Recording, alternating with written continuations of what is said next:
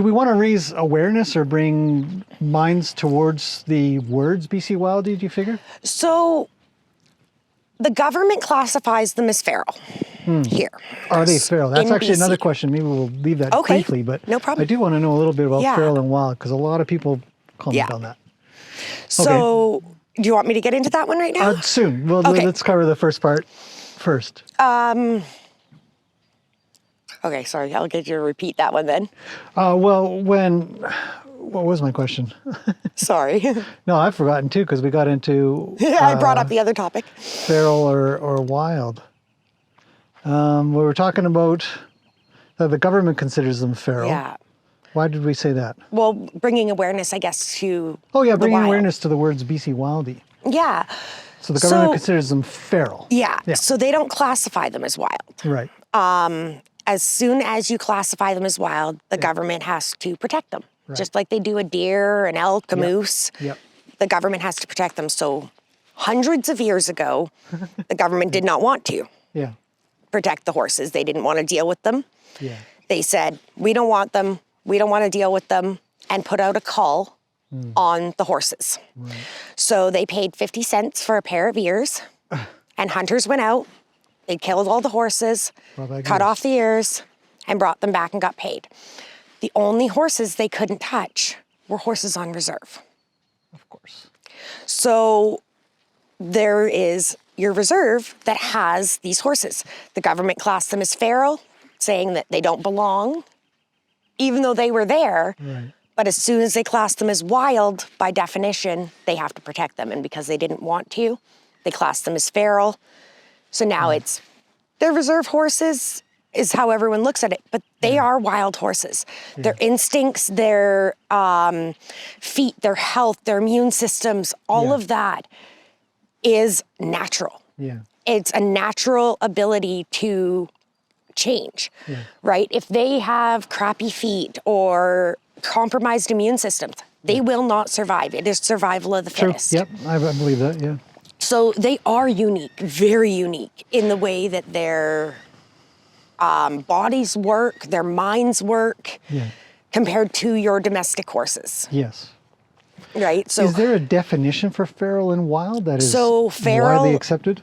Feral is they're unowned, pretty much unwanted. Like you think of feral cats or something like along those lines.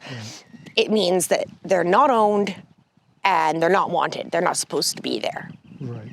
Okay. Whereas wild means, yes, they're not owned. They belong to the land. Right. Right? They're supposed to be there and that they belong. Does it matter on sort of the history of them, how many hundreds of years they've been there, or if people brought them? Because I think the main argument that people seem to have is, well, people brought them here and then let them loose, hence they're feral. So some of it is, yes, interference by people. Yeah. But there is breeding out there that's still foundation from original stock that was here hundreds of years ago when settlers first arrived. So rather than the default being that even if they've got a little feral in them, they'll always be wild, instead of they might have a whole pile of wild in them, a little feral, well, now they're feral. Yeah. Is that the rule then? Yeah. Okay. Yeah, if they're out there now, they're classified as feral.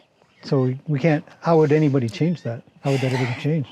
Having the government acknowledge them. Right. Like in Alberta, for example, the government acknowledges them. Yeah.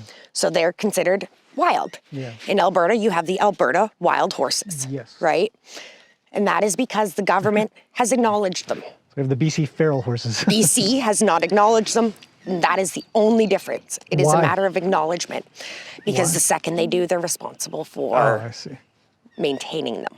Has anybody in the government, so this might be something that I feel like I might pursue a little bit more, because I feel a bit more responsible now that I've taken in a few and I've trained a few others. Yeah. And I feel like I'm championing the cause a little bit. But has any government official kind of been out there saying, let's do something different? Or are they all just like, no? No. Right. As far as I know, no. Nobody to reach. No. They want to wipe their hands clean of it, and now they're just like, it's the reserves problem. And why? Why doesn't anybody want I'm not sure.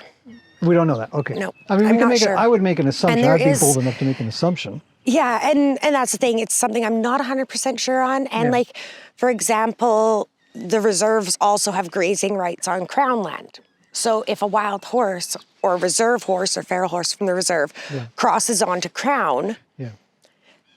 it's technically off reserve, but they have grazing rights there. So they still are belonging to the reserve, Right. but they do wander, right? They As don't horses like them do. wandering because they get into roadways, they get into Yeah. other areas. But the second that happens, Yeah. then it's a problem, Of course. right? Just like deer. I look around our small town here. Yeah. We have approximately 150 deer in the little tiny town of Midway. Yeah. They are town deer. You can't do anything. You can't touch them. You can't Townies. feed them. You can't hunt them. Yeah. And they are annoying. Eat your They're garden up. everywhere, Yeah. right? But they're here now and there's a problem with them, Right. right? Whereas if they're up in the mountains, nobody cares. But as soon as they infringe on people, Yeah. they horses. then they care. So the horses will cross roadways, cause Yeah. accidents, get hit, Yeah. right? Well, as soon as that happens, then it's a government issue. Then they're like, oh, well, they're not supposed to be there. So they do things like fence for deer to keep deer off of highways. Well, they don't want to do that to protect the horses. So they don't want the issue. Yeah, but it'd be the same. You'd think it'd be the same fence for deer and horse. Yep.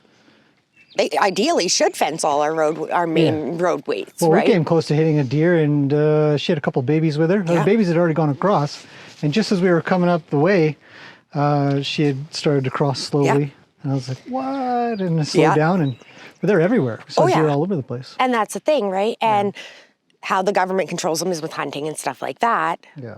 until they become overpopulated and then they go in and call them. The same thing happens sort of on reserves. It's usually not an issue till it becomes an issue. Right. Till they're going places they shouldn't. Oliver had some major issues with the horses wandering where they shouldn't because they lost a lot of fence lines in the fire. Oh, yes. Actually, that was one of the questions that came in. We'll ask about that in a Yeah. little bit. But I would imagine that the forest fires that we've had have had a big impact. Yeah. Right.